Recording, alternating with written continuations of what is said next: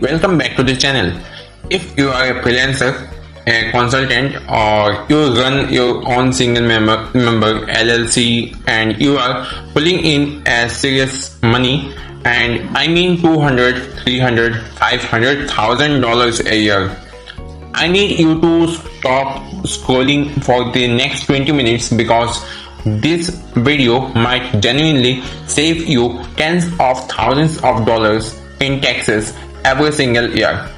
Here's the thing nobody tells high earners: the retirement account your broker signed you up for, that basic IRA or SEP IRA, is designed for someone making $60,000 a year, not someone making $500,000. It's like trying to fill a swimming pool with a garden hose. It works technically, it's just painfully slow, and you are leaving money on the table the whole time. So today we are going deep into what I consider the single most powerful legal tax tools available to self-employed high earners in the United States, the solo 401k.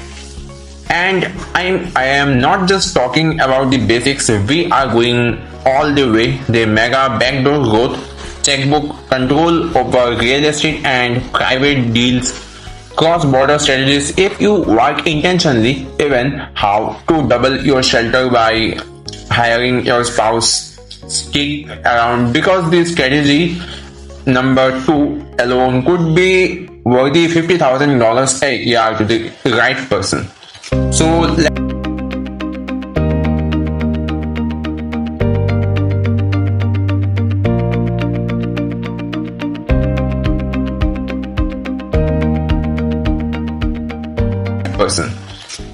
let's start with the problem, because you need to feel this before the solution makes sense.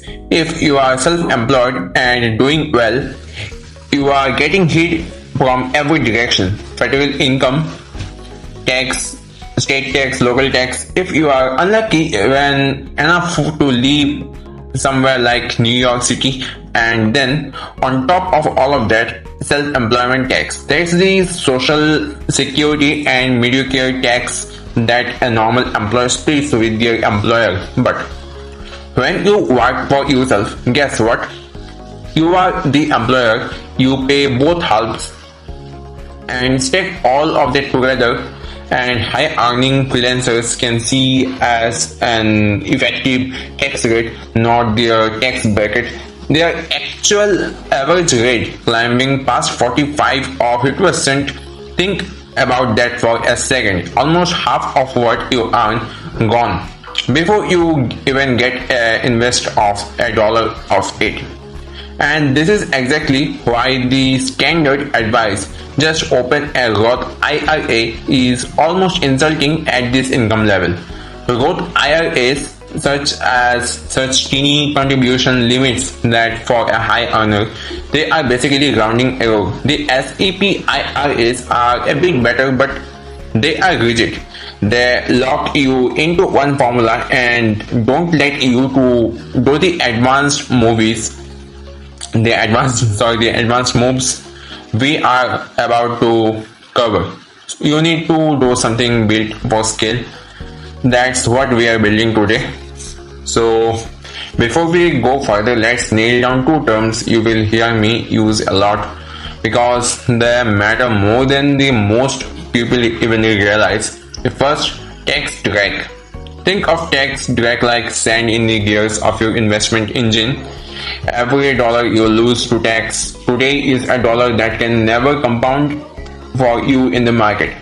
It's not just what you pay now, it's the act what that money would have grown into 20 or 30 years. That's the real cost, and why it's minimizing tax drag early is so much powerful than people actually assume. Second, effective tax rate versus marginal tax rate. Your marginal rate is just the tax on your last dollar earned, the top slice. Your effective rate is your actual average across your whole income. People often say, I am in the 37% bracket, as if that's what they pay on everything. It's actually not. But once you add state tax and self-employment tax on top, that effective number gets uncomfortably real, uncomfortably fast. Keep both of these in your head, because everything from here forward is about attacking exactly these two numbers. Okay, here's where it gets exciting, because this concept is the entire engine behind the solo 401k, and once it clicks, you will understand why this account is so much powerful and anything else available to you.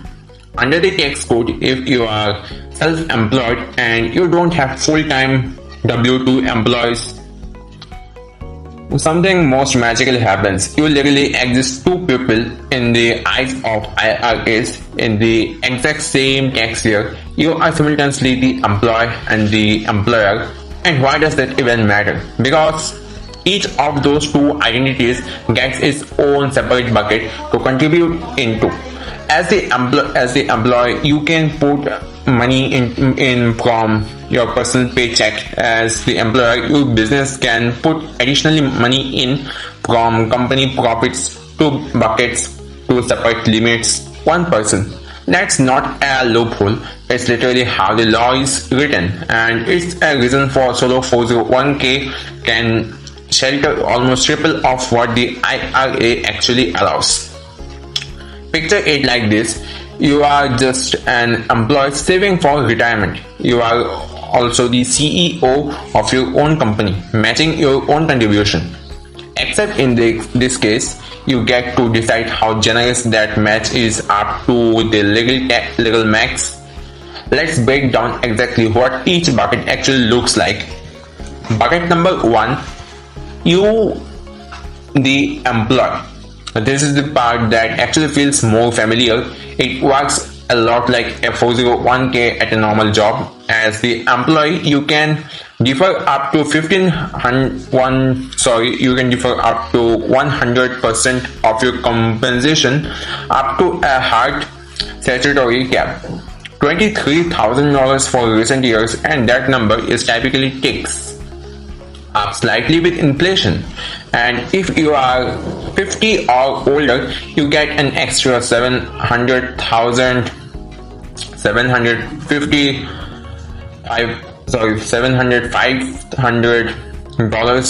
as a catch-up contribution, because the government recognizes people closer to retirement need to move faster. Now, here's a choice you get to make.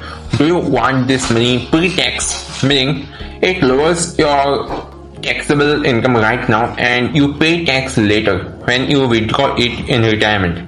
Or do you want it in Roth, meaning you pay tax it on it today, but it goes completely tax-free forever and you owe nothing when you pull it out decades from now? That decision depends on whether you think your tax rate will be higher or higher later. And for a lot of high earners in their peak income years, paying tax now while the rates are known can actually be the smarter play. We will back to Roth strategy in a big way in a few minutes. Till then, wait for the next one. Now for bucket number 2, and this is where the real money starts to move. As the employer, your business can make what's called a profit sharing contribution, and how much you are allowed to contribute depends entirely on how your business is legally structured. This is a detail people get wrong constantly, so pay attention to it. If you have set up an S corporation or a C corporation, your employer contribution can be up to 25% of your official W2 salary, the paycheck your corporation formally pays you. If you are a solo proprietor or a single member LLC filling on Schedule C with no corporate structure, the math is a little different. You can contribute up to 20% of adjusted net self-employment earnings. Now, one thing worth knowing, this employer contribution has traditionally had to be pre-tax, but under newer Secure Act 2.0 rules, some plans are now allowed to let even employer contributions go into a Roth bucket. If the plan document is built to support that, that's a detail your plan administrator needs to confirm. It's not automatic in every off-the-shelf plan. So let's put both buckets together, because this is number that should really get your attention. Add up what you contribute as the employer plus what your business contributes as the employer, and the total combined ceiling for a regular contributor is $69,000 a year, sheltered from tax every year, compounding. And if you are 50 or older and you add in that catch-up contribution we talked about, that number jumps to $76,500. This is without exaggeration the single largest tax advance shelter available to one-person business in America, short of setting up a full definite benefit pension, which is as much more complex and expensive structure most freelancers actually don't need. Let me sink in for a second. $69,000 a year sheltered just from running your own show correctly. That's not a rounding error. That could be the difference between retiring comfortably and retiring stressed. Let me show you one thing also. There is the compounding. It's actually available in my past videos. You can get a look upon them. And now moving to the next part. Now, if you have structured your business as an S-Corp, there's a mistake I see people can all the time. It can quietly cost you thousands of dollars in missed contributions. So let's clear it up. When you run a S-Corp, okay, your income actually splits into two completely different streams. There's your W2 wages, that's your official salary, the one your corporation formally pays you and is subject to payroll tax. And then there's your K1 distribution, that's the extra business profit you take home as the owner, and it is not subject to payroll tax, which exactly why a lot of S-Corp owners like to keep their salary lower and their distributions even higher. But there's the catch. Your solo 401k employer contribution can only be calculated from your W2 wages, not your K1 profit, none of it. So you have minimized your salary to save on payroll tax. You may have accidentally minimized your retirement contribution room too. It's a balancing act, and getting that salary number right is the most important conversations to have with your accountant. So let's make it this concrete with the actual math, because formulas stick better than just talking in percentages. So if you are a Schedule C solo proprietor, first take your gross Schedule C net profit and subtract the deductible portion of your self-employment tax, and that gives your net earnings. Then your maximum employer contribution is net earnings multiplied by 20%. So if you are an S-Corporation, it's actually very simpler. Some self-employment tax doesn't apply here. It's replaced by the formal payroll. So you just take the box 1 of your W2, remember, not your K1, and multiply that by 25%. That's your maximum employer contribution. Notice something interesting here. The S-Corp gets a higher percentage, 25 versus 20. That's one of the big reasons high earning freelancers eventually convert to an S-Corp. That's not just about payroll tax savings, it's about unlocking a bigger retirement contribution ceiling too. Let's run real numbers, because Seeing this side by side is where it really clicks. Same freelancer, same $250,000 in net revenue, 3 different startups. Setup 1. Schedule C solo proprietor. No W2 salary to worry about. Next earnings drive everything. Employer deferral of 23,000. Employer contribution around 46,000. Total shelter $69,000. Not bad at all. But self-employment tax is high across their whole income. And here's the setup 2. Standard well-optimized S-Corp, they set their W2 salary at $180,000, same $20,000 employer deferral, same $46,000 employer contribution, hitting that same $69,000 cap, but now with more moderate payroll tax exposure. Setup 3. Though this is one I want you to really look at, this is an S-Corp, structured specially for the Mega Backdoor Roth, which we are covering next. So here the salary is intentionally set lower at $100,000. Employer contribution drops to $25,000 but looks what appears $21,000 of after-tax contributions capacity that did not exist in other two setups. Same $69,000 in total, but a totally different tax character. That $21,000 is about to become one of the most valuable things in the entire video. Alright, this is the strategy I teased at the start of the video. If you only remember one thing from the next 20 minutes, make it this one. For a genuinely high earner, just getting a tax deduction today is not the end goal, it's a step 1.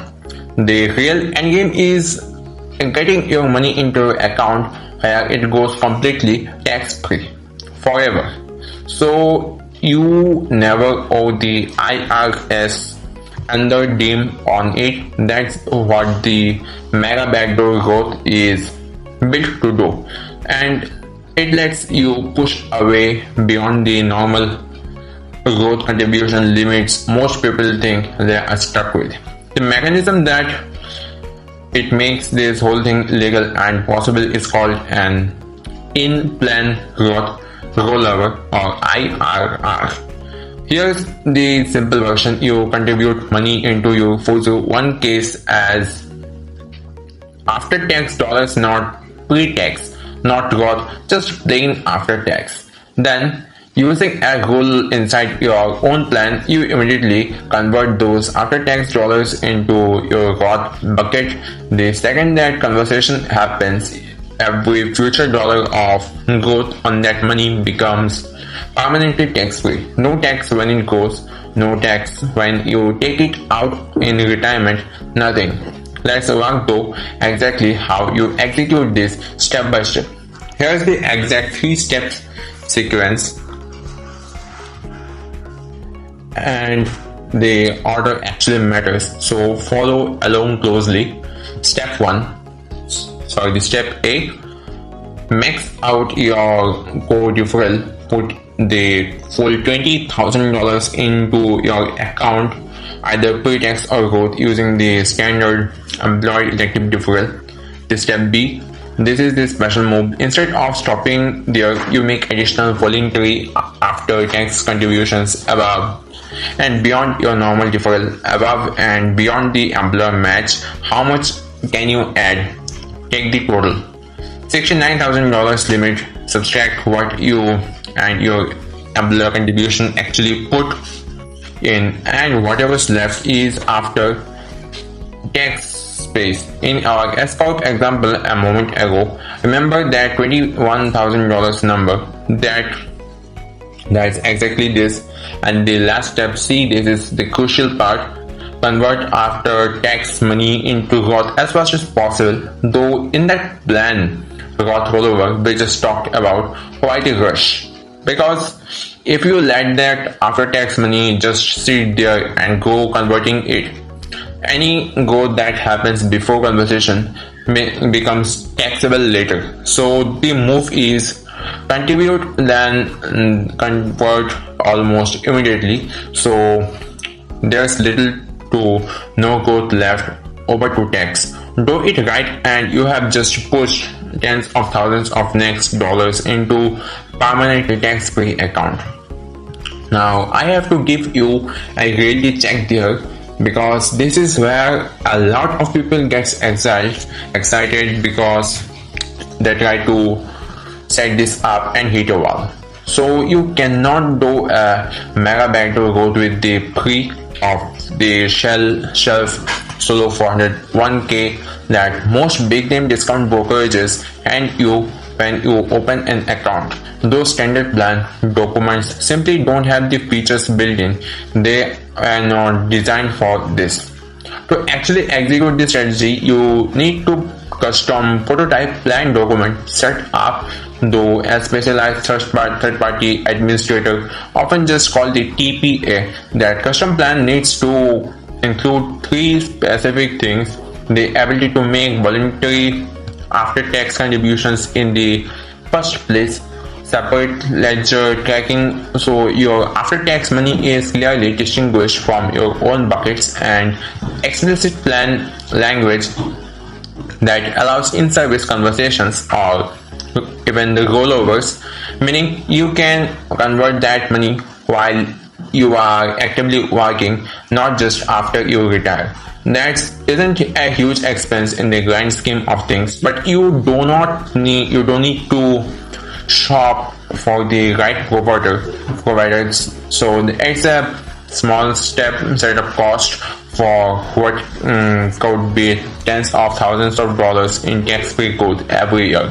Let's shift gears now, because so far we have talked about how much money you can put in. Now let's talk about how you can actually do it with it's in there. Most people think a retirement account only holds stocks, bonds, and mutual funds. But if you set your solo 401k up as a self-directed plan as its own trust, and you serve as the plan trustee yourself, you unlock something called Checkbook Control, and it's exactly what it sounds like. The plan's trust opens its own dedicated account tied to its own tax ID number. When you find an investment opportunity, a rental property, a piece of private equity, a venture deal, even private lending, you don't have to call a custodian, fill out work, and wait 2 weeks for approval. You just write a paycheck where the money directly from the trust account instantly. No middleman, no delays, no missed opportunities. But there's a catch, and it's a big one. Everything has to be filled correctly. Every asset needs to be vested in the name of trust as trustee of your solo 401k plan, never in your personal name. Get that wrong and you can jeopardize the entire tax advantage status of the account. Now, with great powers comes great IRS scrutiny. Checkbook Control is amazing, but it comes with strict rules, and breaking them is genuinely dangerous. We are talking about the IRS treating your entire account as if it was distributed to overnight, with taxes and penalties to match. The core rule: you can't do business with disqualified persons. That includes you personally, your spouse, your parents, your grandparents, your kids, your grandkids, and any company you control. Let's make this real with the two examples. Say your solo 401k trust buys a rental property. Great, but you personally cannot fix the leaky faucet. You can't mow the lawn. You definitely can't rent it to your own kid at discount. Every repair, every service has to be paid for and performed by an independent third party using trust funds. Now, second example. You can't use your retirement trust to give yourself or your business you control a personal loan or a bridge loan. The IRS sees that as taking a current benefit from a future focused account, and the consequences are very severe. The entire plan can lose its tax sheltered status immediately. So use paycheck control absolutely, but keep a hard clear line between your retirement trust and your personal life. Very sorry guys, I am recording the second part of this video, and the last part I could not continue due to some of the reasons. So getting back to the points.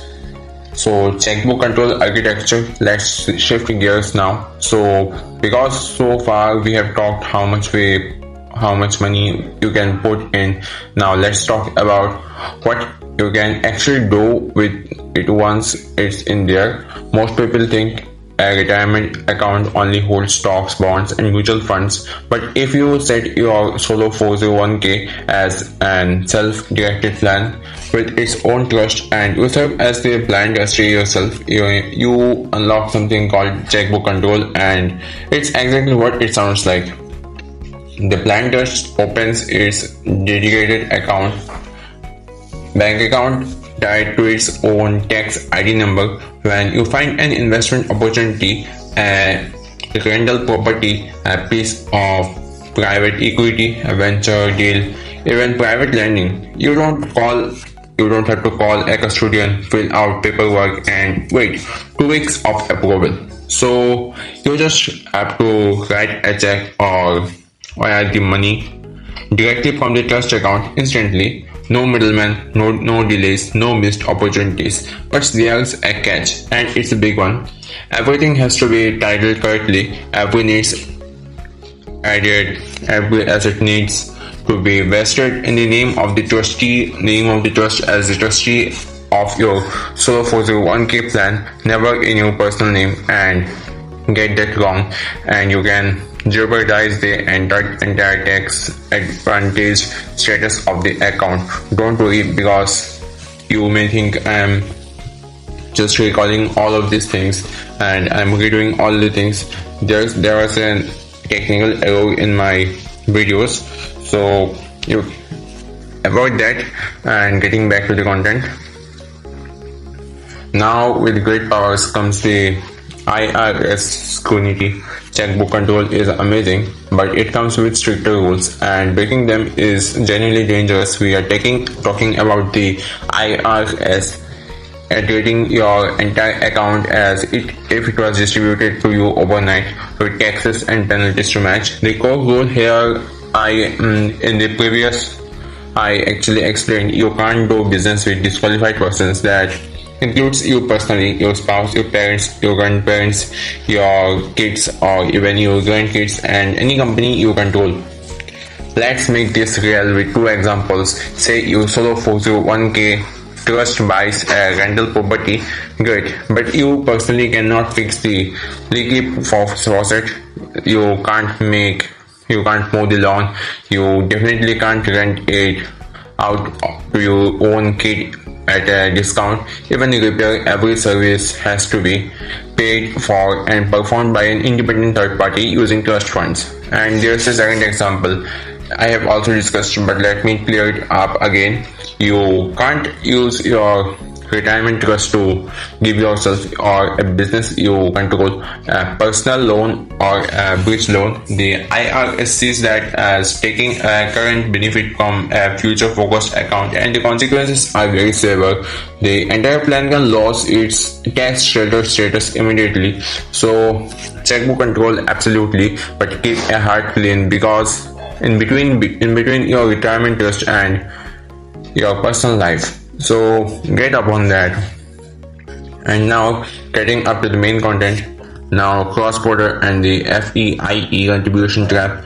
Now this next part especially for you if you work internationally, a digital nomad, or even when an expat freelancer, someone billing clients from outside the US while still keeping US tax residency. There's a trap that catches a lot of smart people off guard. To contribute a solo 401k at all, you need net earned income that's actually subject to US tax.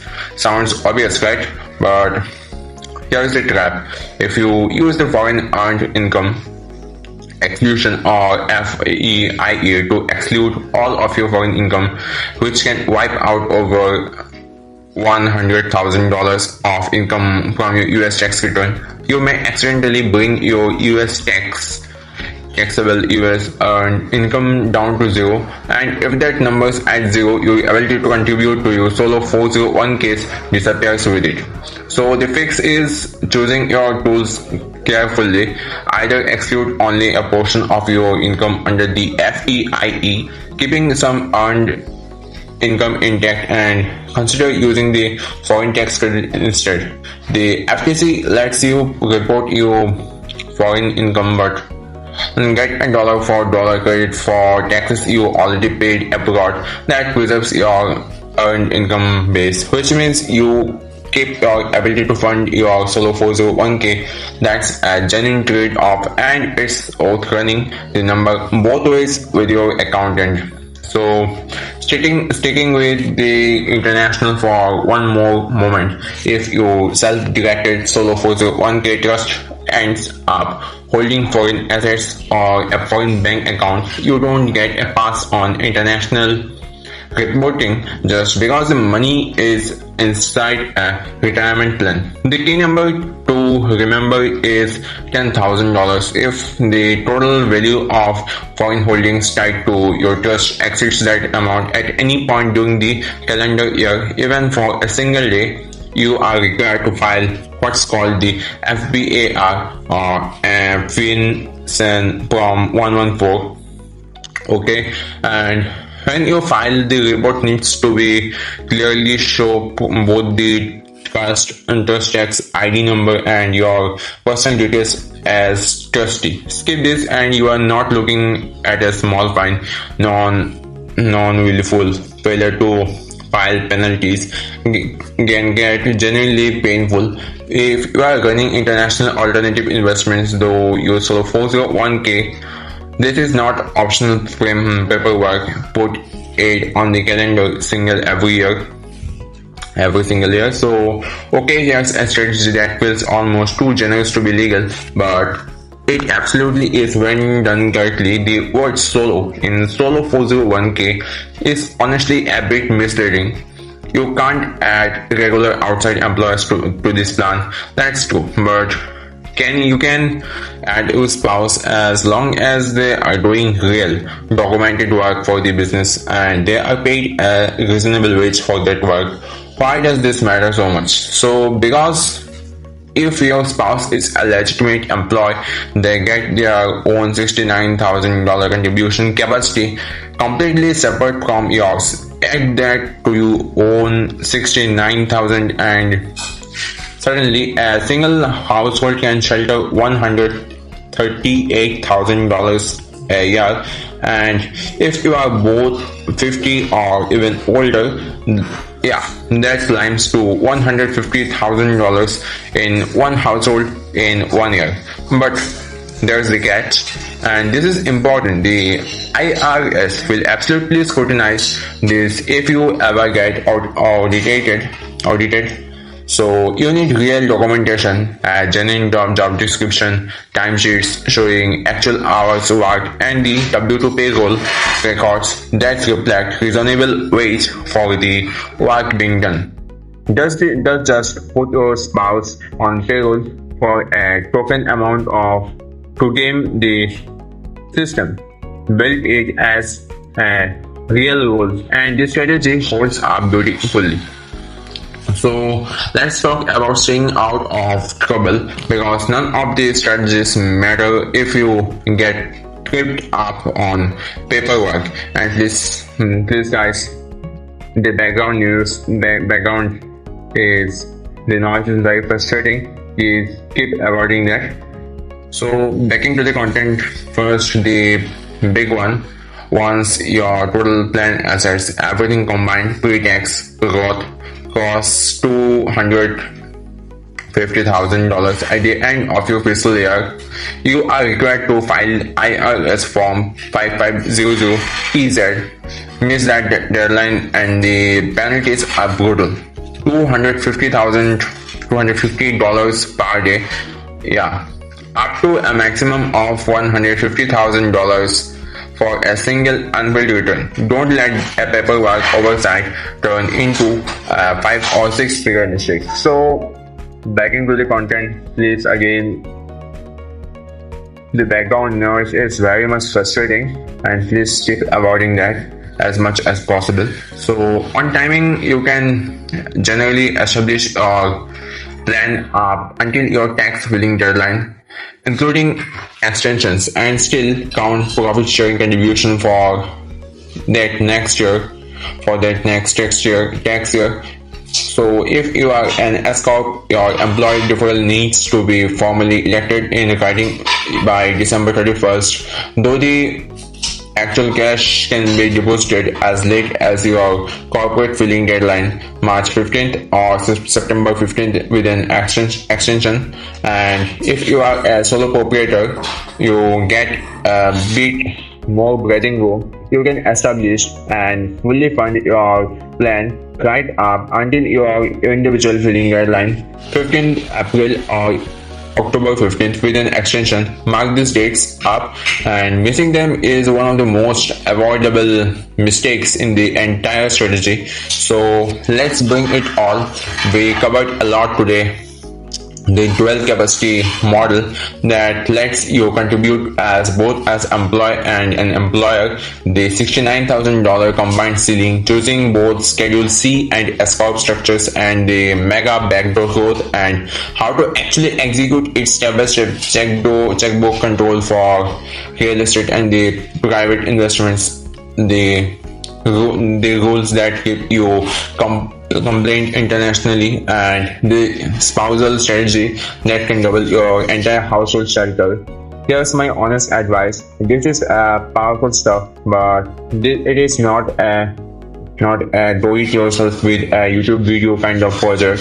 So once you are already ready to move on any of this, especially the Mega Backdoor Roth or the Checkbook Control, work with an experienced CPA and accredited third-party administrator who can build the custom plan documents correctly, get the structure wrong, and you risk the tax advantage status of the entire account. Get it right, and you have built a genuinely bulletproof, tax-efficient foundation for the rest of your working life. So if this video helped you to see your in retirement planning differentially, hit that subscribe button. I break down strategies exactly like this every single week here on Fintelliq. Drop a comment down and let me know, are you a Schedule C freelancer, or have you already made up the jump to an S-Corp? I read every single comment, and it helps me plan the next deep dive. And thanks for watching. I will see you in the next one. Till then, bye.